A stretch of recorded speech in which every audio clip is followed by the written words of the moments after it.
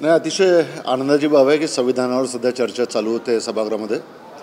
फक्त विषय इतका आहे की आमच्या सर्वांची अपेक्षा ही आहे की संविधानावर हा देश चालला पाहिजे. आणि मागची जी लोकसभेची जी निवडणूक या देशामध्ये आम्ही लढलो, या देशाच्या लोकसभेच्या निवडणुकीमध्ये जो अतिशय महत्त्वाचा मुद्दा आमचा जो होता तो संविधानाच्या संदर्भामध्ये होता.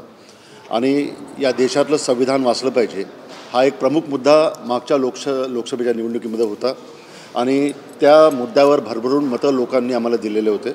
आज फक्त अपेक्षा इतकी आहे की आता जवळपास 2 आठवडे पूर्ण होतात आहे अधिवेशनाला, परंतु ज्या पद्धतीनं संसद चालते आहे, ज्या पद्धतीनं लोकांच्या अपेक्षा आमच्याकडनं आहेत की आमचे अतिशय जिव्हाळ्याचे मुद्दे हे संसदेमध्ये खासदारांनी मांडले पाहिजे, परंतु त्या पद्धतीनं आज संसद रोज आपल्याला ॲडजन होताना पाहायला भेटते आहे. ती मला तरी वाटते की अतिशय शोकांतिक आहे देशाच्या दृष्टीनं, सर्व मतदारांच्या दृष्टीनं. त्यामुळे माझी इतकी अपेक्षा राहील की संविधानावर चर्चा होत असताना प्रत्येक मान्य सांसदला, मान्य खासदारांना त्याच्या भावना व्यक्त करण्याची संधी या चर्चेच्या माध्यमातून मिळावी, इतकीच एक माफक अपेक्षा आहे. सर, काल शरद पवार आणि अमित शहा आणि अदानी यांची भेट झाल्याची चर्चा आहे, असे वृत्त देखील आहे. आपल्याकडे काय माहिती आहे? कारण की काल आपण शरद पवारच्या घरी होता. काल मान्य साहेबांचा जन्मदिवस होता. त्यानिमित्तानं जवळपास 5 ते 6 तास आम्ही साहेबांच्या सोबत होतो. परंतु ही चर्चा जी मी ऐकतो आहे ही आपल्या माध्यमातून ऐकतो आहे. आणि अशा पद्धतीची कुठली भेट झाली हे त्या 5-6 तासाच्या याच्यामध्ये तरी आम्हाला काही आढळून आलेलं नाही आहे. आणि निश्चितच ह्या ज्या चर्चा चालू आहे ह्या फक्त मीडियाच्या माध्यमातून चालू आहे.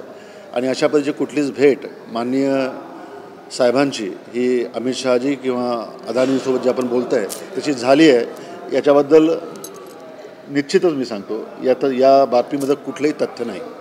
साहेब, आज आहे ना एक प्रश्न असा येतोय की 2 गट आहेत वेगवेगळे आणि त्या 2 मतप्रवाह राष्ट्रवादी काँग्रेस पक्षात आहेत आणि त्यापैकी एक जो मतप्रवाह आहे त्याचं म्हणणं आहे की भाजपसोबत गेलं पाहिजे, दुसऱ्याचं म्हणणं आहे की अजित पवारांसोबत गेलं पाहिजे. एक बातमी अशी येते की काही खासदार तुमचे नॉट रिचेबल झालेत. या सगळ्याकडे तुम्ही कसं पाहताय? नाही, आपण जर बघितलं की आज जरी आपण माझ्यासोबत जर संसदेमध्ये आले तर सर्वच्या सर्व खासदार तुम्हाला संसद त्या ठिकाणी पाहायला भेटतील. त्यामुळं कुठलाच राष्ट्रवादीचा खासदार हा नॉट रिचेबल आहे या बातमीमध्ये कुठलंच तथ्य नाही. आपण माझ्यासोबत चला, संसदेमध्ये सर्वच तुम्हाला भेटतील हे मी दाव्याने या ठिकाणी सांगतो.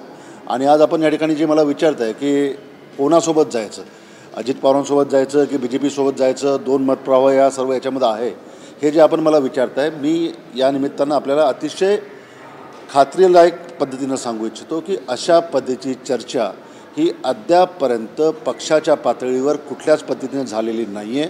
आणि राष्ट्रवादी काँग्रेस पक्षाचे नेते हे माननीय शरदचंद्र पवारसाहेब आहे आणि आमचा गट आणि तट हे दोन्ही म्हणजे शरद पवारसाहेब आहे. आणि शरद पवारसाहेब जेव्हा जो निर्णय घेतील तेव्हा आम्ही पुढची दिशा आम्ही त्यानिमित्तानं ठरवू. परंतु आज पवारसाहेबांच्या माध्यमातून काळे साहेबांची भेट झाली, रोज साहेबांची भेट होत आहे, परंतु इतक्या भेटीच्या माध्यमातून एकहीदा पवारसाहेबांनी या प्रश्नाच्याबद्दल आमच्या 8 पैकी एकाही खासदाराला विचारणा केलेली नाही आहे. जेव्हा साहेबांनीच विचारणा केली नाही आहे तर या बातमीमध्ये काही तथ्य आहे असं मला वाटत नाही. त्यामुळं ज्या पद्धतीनं मीडियाच्या माध्यमातून ह्या सर्व बातम्या या मतदारसंघामध्ये आता स्प्रेड होतात आहे, माझी इतकी अपेक्षा राहील की या सर्व बातम्यांमुळं आमच्या क्रेडिबिलिटीवर, आमच्या विश्वसनीयतेवर सुद्धा कुठेतरी प्रश्नार्थक चिन्ह हे मतदारसंघामध्ये लागतात आहे. त्यामुळे मीडियालासुद्धा मी इतकी एक विनंती करतो की या सर्व बातम्या ह्या अतिशय तपासून आपण द्याव्या, ही नम्र विनंती माझी राहील. चर्चा झाली आहे, 1 तासाची चर्चा होती. अडाणी आणि शरद पवार आणि त्याच्यात खासदारही कुठे ना कुठे सहभाग होतो. नाही, अडाणी आणि शरद पवार यांच्यामध्ये कोणतीही मीटिंग काल नाही झाली आहे. लोकल पोल्सच्या संदर्भात अदानींचा काय संबंध आहे? धारावी प्रोजेक्ट आहे सर, त्याच्यात अडाणी यांचं नाव येतं, त्यालाच घेऊन संसद पण इतकं नाही. आम्ही जितक्या वेळ माननीय साहेबांसोबत काल होतो, जवळपास 6 ते 7 तास जवळपास आम्ही साहेबांच्या घरी होतो. आणि साहेबांसोबत सुप्रियाताई सर्व आम्ही त्या ठिकाणी होतो, महाराष्ट्रातले अनेक नेते त्या ठिकाणी आले होते.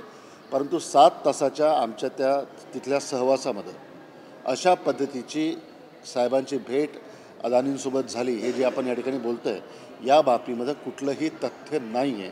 हे अतिशय खात्रीलायकरित्या मी या ठिकाणी आपल्याला सांगतो. साहेब, एक मुद्दा आहे. संजय राऊतांनी आज असं म्हटलं आहे की 5 खासदार फोडल्याशिवाय प्रफुल्ल पटेल यांना मंत्रीपद मिळत नाही केंद्रामध्ये. त्यामुळं त्यांचं मिशन 5 खासदार तोडणं असं आहे. आणि ज्या खासदारांची नावं येत आहेत त्याच्यामध्ये तुमच्या जवळचे तुमचंही नाव आता तुम्ही सांगितलं त्या पद्धतीने प्रसारित केलं जात आहे. त्याच्यामध्ये नक्की स्पष्टपणे काय असतं तुमचा मित्रपक्ष बोलायला लागला नाही.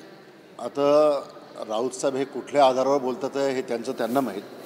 आता शिवसेनेपेक्षा जर त्यांना जास्त माहिती राष्ट्रवादीची असेल तर एक खरं एक चिंतनाचा विषय आहे. परंतु या निमित्तानं मी आपल्याला सांगू इच्छितो की स्वतः अजित पवार गटांकडनं किंवा अजित पवारांच्या राष्ट्रवादीकडनं सुद्धा अशा पद्धतीचं कुठलंच प्रपोजल हे आमच्यापैकी कुठल्याही खासदाराला अद्यापपर्यंत आलेलं नाही. जर त्यांना आमच्यासोबत संपर्क करायचा आहे, त्यांना जर आम्हाला त्यांच्यासोबत घ्यायचं आहे तर त्यांच्याकडनं काहीतरी सुरुवात तरी व्हायला पाहिजे ना. पण तशी सुरुवातसुद्धा झाली नाही. त्यांनीसुद्धा आमच्यापैकी एकाही खासदाराला अशा पद्धतीचा त्यांनी प्रस्ताव दिलेला नाही किंवा ते अप्रोच झालेले नाही. त्यामुळं या सर्व बातम्यांमध्ये काही तथ्य आहे असं मला वाटत नाही. पण एक मुद्दा काल या चर्चेच्या मध्ये एक मोठा तडा देणारा ठरला. अजित पवार थेट शरद पवारांना भेटायला आले. नाही, ते आता त्यांचे घरगुती संबंध आहे, कौटुंबिक संबंध आहेत आणि राजकारणाच्या जागी आहे, नातेसंबंध जागी आहे. साहेबांचा 85वा वाढदिवस होता त्यानिमित्तानं त्यांना त्यांचे आशीर्वाद घेण्याकरता यावेळेस असं वाटतं नाही. आता हा जो निर्णय हा माननीय शरद पवार साहेब घेतील आणि पक्षाचा प्रत्येक महत्त्वाचा निर्णय हे पवारसाहेब घेतील आणि पवारसाहेब जो निर्णय घेतील आता त्या संदर्भामध्ये आमच्या 8 लोकांची एक वाक्यता राहील.